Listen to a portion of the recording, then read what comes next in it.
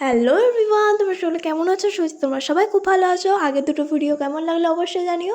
তো আবার আজকে একটা নতুন পুরো ভিডিও নিয়ে চলে এসেছি। আশা করছি আজকে ভিডিওটা তোমাদের ভালো লাগবে, অবশ্যই কিন্তু শেষ পর্যন্ত দেখো। তো চলো আজকে ভিডিওটা শুরু করা যাক। আর রথযাত্রা চলছে, জয় জগন্নাথ না বললে তো হবেই না, তাই জন্য তোমরা সবাইকে বলে দিই জয় জগন্নাথ। আমরা কিন্তু সেকেন্ড দিনের মতন আজকেও বেরিয়ে পড়েছি চান ফান করে হোটেল থেকে, কারণ আজকেও আমরা কিন্তু একটা নতুন মন্দিরে যাব, সেটা তোমাদের সাথে না শেয়ার করলে তো হবেই না, তাই জন্য সেটাও শেয়ার করবো। তো চলো আজকে ভিডিওটা ভালো করে দেখো।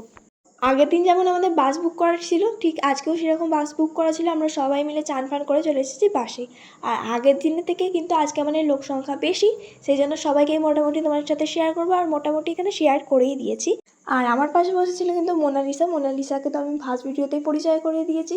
আর এখানে গল্প করতে করতে আমরা কিন্তু ফার্স্ট স্পটে চলে এসেছি। আর এখানে কিন্তু মাসিরা সবাই মিলে গান করছিল, নাচছিল, সব কিছুই হয়েছে। আমাদের দুদিনই খুব মজা হয়েছে বাসে করে যেতে গিয়ে। এই হচ্ছে আমার একটা দিদি, মামার মেয়ে, আগে ভিডিওতে শেয়ার করেছি, তোমাদের হাই করে দিল। আর মোনালিসা তো তোমাদের হাই করেই যাচ্ছে, মাইমাও হাই করে দিল। আর এখানে একটা দিদা ছিল, সেও হাই করে দিল। আর এটা হচ্ছে আমার বড় মাসিকে হয়তো আমি আগে কোনো ভিডিওতে দেখাইনি, আর আগের ভিডিওতে মানে আগের জায়গায় বড় মাসি ঘুরতে যায়নি বলে সেটাও শেয়ার করতে পারিনি। তো চলো এবার বাস থেকে আমরা নেমে ফার্স্ট স্পটে যাই। আমরা এখন যেই স্পটটা এসেছি, এই মন্দিরটার নাম হচ্ছে ওমকারেশ্বর মন্দির, সেই জন্য আমরা সবাই মিলে চলে এসেছি সেই মন্দিরে। আর এই মন্দিরটা কিন্তু একদম রোডের ধারে। আমরা যখন ফার্স্ট টাইম পুরী গেছিলাম তখন এই মন্দিরটাই গেছিলাম, কিন্তু তখন যেহেতু ব্লগ করতাম না বলে আমি শেয়ার করতে পারিনি, কিন্তু একজন ব্লগ করতো, তাকে আমি তোমাদের এই ভিডিওতে শেয়ার করব। আর সেই ভিডিও থেকে একটুখানি ক্লিপ আমি রেখেছি, তোমরা যদি বলো তাহলে তোমাদের তার চ্যানেলের নামটা বলতে পারি, গিয়ে দেখে আসতে পারো। তো যাই হোক, তোমার সাথে বক বক করতে করতে কিন্তু আমরা মন্দিরের ভেতর ঢুকেও পড়েছি। আর এই মন্দিরটা আমার এত ভালো লেগেছে, বাকি মন্দিরগুলো তো ভালো লেগেছে, তার সাথে এটাও খুব ভালো লেগেছে, কারণ এখানে কী সুন্দর পাখি ছিল, মাছ ছিল, তোমার এত গাছ লাগানো ছিল মোটামুটি। তোমার সাথে সবই শেয়ার করেছি। আর এই হচ্ছে এই মন্দিরের ঠাকুর, অনেক ঠাকুর আছে, এটা হচ্ছে ফার্স্ট ঠাকুর। আর এই মন্দিরটা সবথেকে বড় কথা শান্ত, বেশি ভিড় নয়, কিছু নয়, তাই জন্য আরও বেশি ভালো লেগেছে। আর এখানে কিন্তু এই যে মাছের কথা বলছিলাম, এখানে হচ্ছে মাছ, তোমরা হয়তো দেখতে পাবে না কারণ জলটা তখন খোলা হয়ে গেছিলো বলে শেয়ার করতে পারিনি। আর এটা কিন্তু দেখে ভেবো না অন্য মন্দিরে চলে এসেছি, একদমই নয়। এই মন্দিরে একটা অংশ আগেরবারে যখন আমরা এসেছিলাম তখন এই জিনিসটা ছিল না। আর এবারে দেখে তো আমি অবাক হয়ে গেছি, কারণ এখানে ছিল 108টা শিব। এখানে গিয়ে তো মনটা পুরো একদম শান্ত হয়ে গেল। আর এখানে কিন্তু আমাদের লোকেই চারদিকে ছড়াছড়ি, মানে আমরা এতজন মিলে গেছিলাম আর কি বলবো।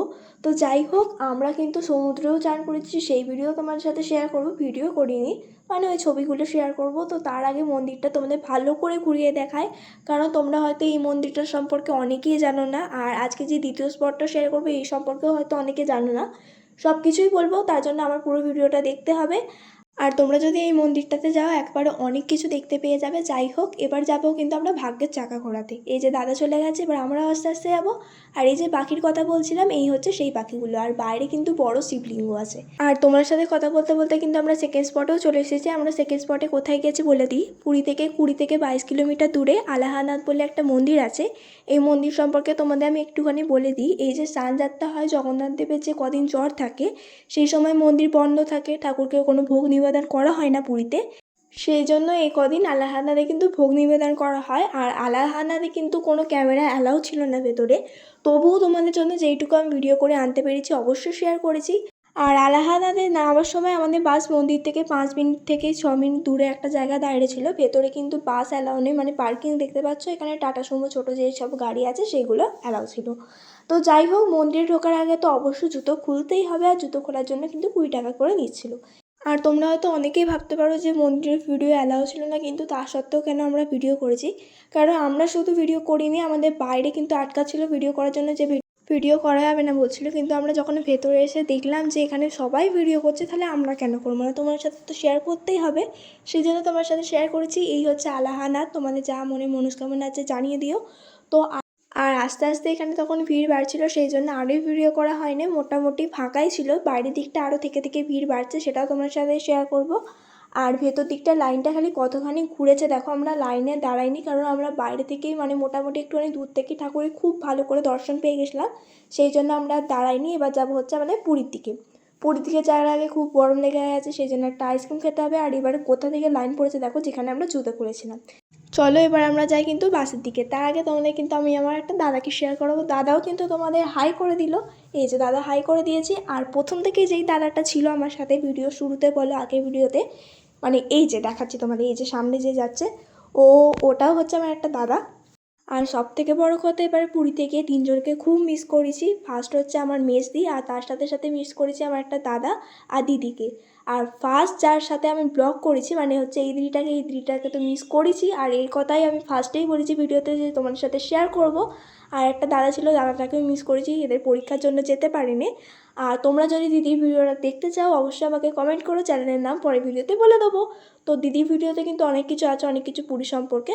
তো যাই হোক, দ্বিতীয় দিন সকালবেলা তো খুব সুন্দর ঘুরলাম, তারপর আমরা হোটেলে চলে এসেছিলাম, নিয়ে লাঞ্চ করা হয়ে গেছিলো, তারপর ঘুমিয়ে আমরা সন্ধ্যাবেলা সবাই মিলে চলেছি সমুদ্র সৈকতে। আমি কিন্তু দিনেতে প্রায় 2 থেকে 3 বার সমুদ্র সৈকতে গেছি, কিন্তু সব ভিডিও শেয়ার করতে পারিনি কারণ সবসময় আমার কাছে ফোন ছিল না। যখন যখন ছিল সেই সময় শেয়ার করেছি।